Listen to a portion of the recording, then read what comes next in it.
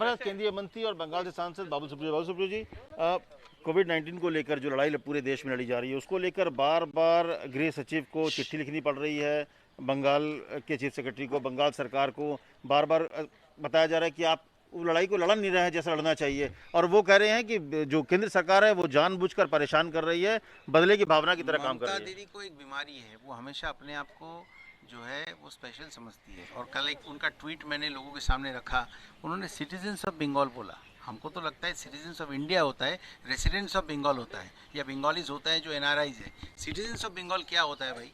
तो वो अपने आप को इम्पोर्टेंस देने की एक उनको बीमारी है, और सारी बातें जो है उसकी खुलासा हो चुकी है। सेंटर से एकदम स्पेसिफिक रूप से होम सेक्रेटरी की तरफ से लेटर्स गए हैं। आईसीएमटी जो कलकत्ता गई हुई थी उनके रिपोर्ट्स है, देश में 12.86 यानी कि जो नेशनल रेट है उसकी 3 गुना ज़्यादा मॉर्टेलिटी रेट है, और टेस्टिंग जो है वो सबसे कम हो रही है। जहाँ पे लॉकडाउन को लागू करने की बात है वो भी बंगाल की स्थिति सबसे खराब है।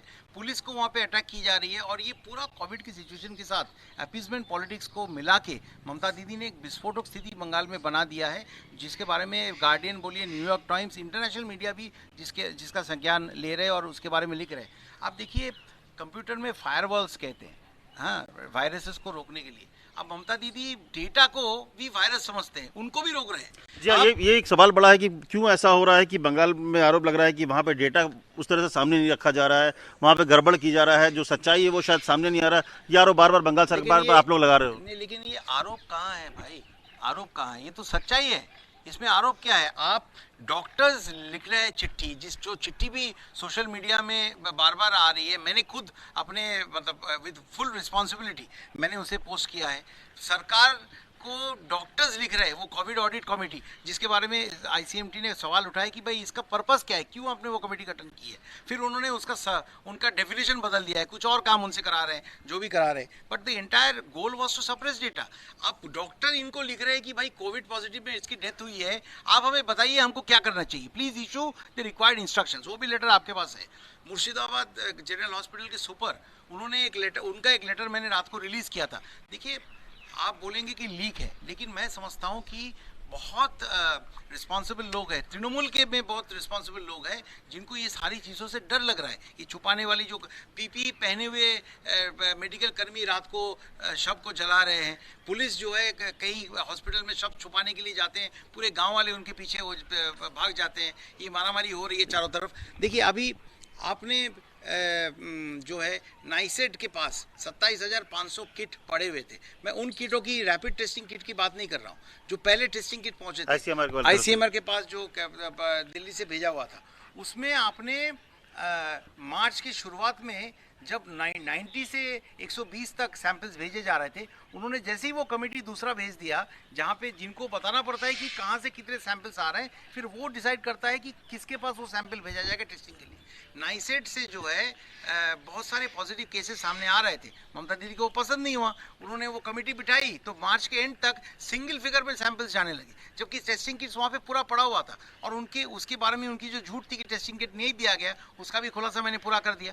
और सुपर का क्या हुआ, जिसमें लिखा हुआ था कि आप यूजुअल डेथ कहेंगे, को हर कोविड डेथ को जो है कोमॉर्बिडिटी बोल के चलाने की जो मुहिम है, उसीलिए ये सेंट्रल कमेटी पहुंचने के बाद एक दिन में 242% पॉजिटिव्स और डेथ का संख्या में कितना बड़ा जंप हमने देखा।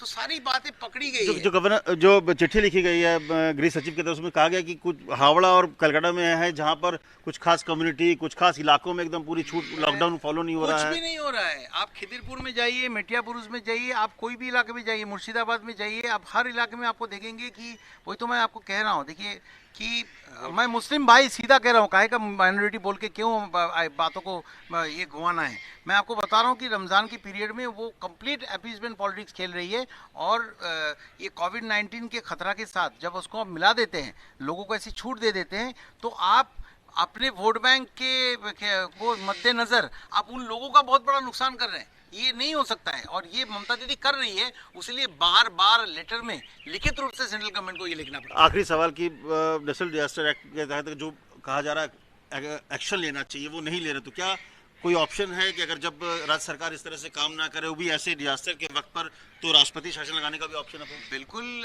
ऑप्शंस है। संविधान के बारे में आप लोगों को हमसे ज़्यादा मालूम है। सब सारे प्रावधान हैं, लेकिन किसी के ऊपर बहुत सख्त कार्रवाई होने से पहले उनको वार्निंग्स देना बहुत ज़रूरी है। उनको सही पटरी पे लाने की कोशिश पूरी होनी चाहिए। और मैं हमारे माननीय होम मिनिस्टर, प्रधानमंत्री जी को बहुत बहुत धन्यवाद दूंगा कि वो पूरे देश के खातिर ये इनका झूठ को कंप्लीटली उसको बाहर हटा के जो बंगाल के लोगों के लिए जो हित में जो ज़रूरी है वो एक के बाद एक कदम ले रहे हैं, और एकदम सुचारू रूप से उनको पॉइंट आउट किया जा रहा है कि कहाँ कहाँ उनकी गलती हो रही है। और ये जो लोगों को खुली छूट दी गई है घूमने के लिए, ये भी तो अपीसमेंट पॉलिटिक्स ही है। अब ममता दीदी का कौन सी क्रेडिबिलिटी बाकी रहेगी, मुझे बताइए।